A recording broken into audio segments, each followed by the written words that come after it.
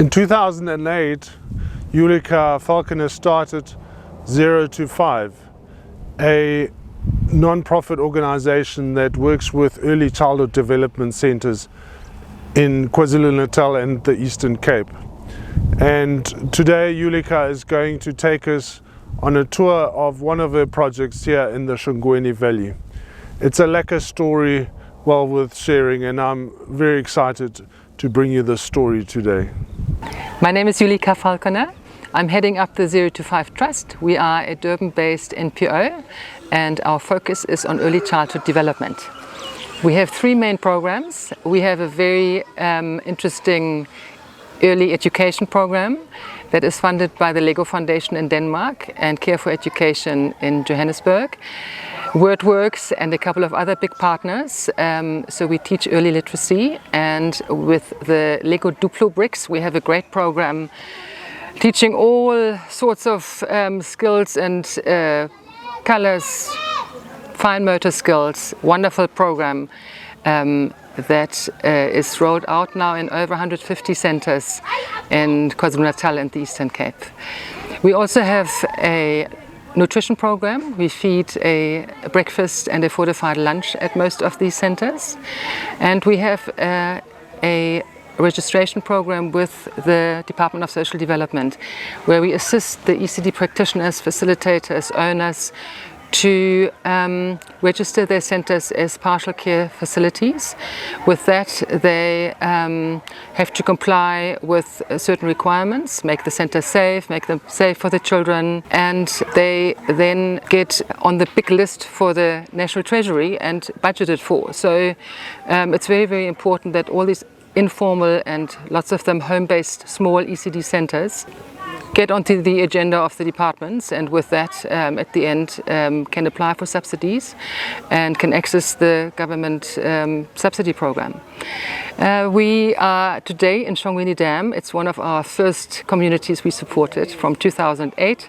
So we have roots here and we really love our work. In total we have over 400 ECD centers on the program now, with a rough guess of 17,000 children, 12 of them here in Kwa-Zulu Natal and 5,000 in Bizana in the Eastern Cape. So all of these children are under the age of 6. Most of them are between 1 and 5. Our name Zero2Five comes from there. And we are trying to offer them a holistic program where we assist with as much as we can. We are not training the teachers, but we are pretty much doing everything around it. So if we can, we also have a wonderful wash program in place that was very, very important in this COVID-19 crisis. So we have a great partnership with Willerton and Pietermaritzburg. They give us soaps, and we have a big hand wash program in place. So our children in Pietermaritzburg, 1,200 of them went home and knew how to wash their hands, and I think taught their big brothers and sisters how to wash hands in this crisis, and the feedback from these communities was great. Today we are here because we started a new project that is very important going forward for us, and this is a pilot here. With all the lockdown challenges that a lot of families were facing. So when the schools were closed, 18th of March this year, we were, as an organization, came as a huge shock to us, because we need the children at school to be able to assist them. And just as a number, we have over 10 million South African children on the National School Nutrition Program. So it came as a huge upset for the entire feeding and nutrition program in the country, that the children were now at home under lockdown with parents, most of them who were unemployed anyways, or had now lost their jobs, or were without their day wages in casual jobs. And these families had many more mouths to feed. So just after Easter we reassembled as a team, and we said, can't not do anything, have to assist, have to put something into place, and we restructured our organization, and we started grouping our ECD centers into clusters and identifying one central ECD center per cluster, and that was our champion center to get delivery of all the food for all the children, and the parents were collecting there. We had to put very strict COVID-19 protocol into place, and especially under level 5, it was very, very difficult. But I think we reached, of our 17,000 children, probably maybe 13,000 of them, with help of big sponsors that came on board in that time. The support was immense, and then we also started our Bellevue Soup Kitchen project, very, very well supported project as well, where we cooked 500 liters of chicken stew every day, packed in 5-liter sealed containers, buckets, that we distributed also to our children in the communities. So in all those months we realized how little food there is grown in these communities, which came as a surprise. We hadn't really paid much attention to it before. We had started food gardens 10 years ago, but it wasn't part of our program. It's quite difficult actually to maintain them. So we really looked into it this year, because you can't just have a program that is based on donating food, dropping off food parcels. There has to be some self-help, some self-sustainability, something going forward. So 2021 is the big year for us, where we hope that we are training enough community champions to start really fruitful food gardens, to not only feed their community centers, but also possibly feed enough people to also grow more food, teach more people, and ultimately as a community maybe even have a little market and sell product.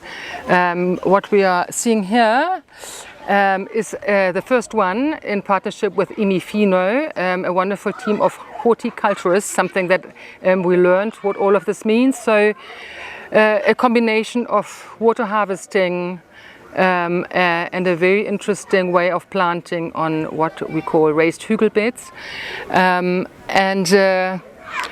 This community center here is called Vumelani Orphan Care, and they feed around 80 children per day. They do homework with them. It's a drop-in center, and they do several workshops, skill upliftment.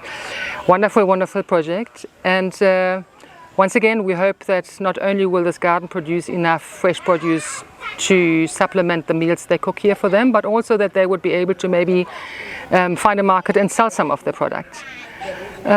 We will hear soon from Nelly, who is running this project, what she is hoping from this food garden. And in about 2 months' time we will see where our first beds have gone to. So there's a fruit tree garden here that we planted on Mandela Day that is looking promising already. And now, yesterday, we finished and completed the food garden. Imifino is an organization that has just been funded, and they are a wonderful team of dietitians, horticulturists, and proper gardeners. They come with a wealth of knowledge, and they will also do the training here. We personally from 0-5, we asked to do certain workshops for the children here. A seed saver workshop, a water warrior workshop, because water is the problem here, a compost workshop, and I already see there is a compost that has been done. And number 4 is the planting and the looking after the flower beds and the food. And also how to maybe make something, what was suggested today, like a tomato chutney, and sell that and bottle that when they have an overflow of tomatoes, things like that. So this is our new venture in 2021. We really enjoy our work here, and we hope that we will go from strength to strength with a new project. We will not stop feeding our nutritional porridge and our lunches, but we are hoping to add this to the menu of these children at the ECD centers and also at the community centers. ECD centers, early childhood development centers, commonly known as creches in the communities. And alone in this community here, Shongweni Dam, we have 7. All of them are now registered with the Department of Social Development. None of them receive funding so far. long wait list. There's also a general attempt to move the early childhood development sector from the Department of Social Development to the Department of Education. So everything is a little bit in limbo at the moment, but these centers here are all looked after in a way, and we assist all of them. I am Nelly Ndaga from the community of Shongweni Dam. We are basically looking after the youth and children of the community of Shongweni Dam. This community, it's approximately community of 45,000, and we are here. It is of the very poor community, and what are we trying to do is to have an impact in this community. A few months ago, we started the project, the garden, Farming God's Way, which is a natural garden. During COVID-19, we would have had some death from the hunger, but with the help from the garden, we planted spinach with the help of Bongani and the volunteers. The Hillcrest Baptist Church, they came on party. We planted the vegetable garden. We have utilized spinach, distributing food parcels. It's an amazing initiative. As you could see here, we have some blankets on top of our garden beds. This is to avoid too much weeds.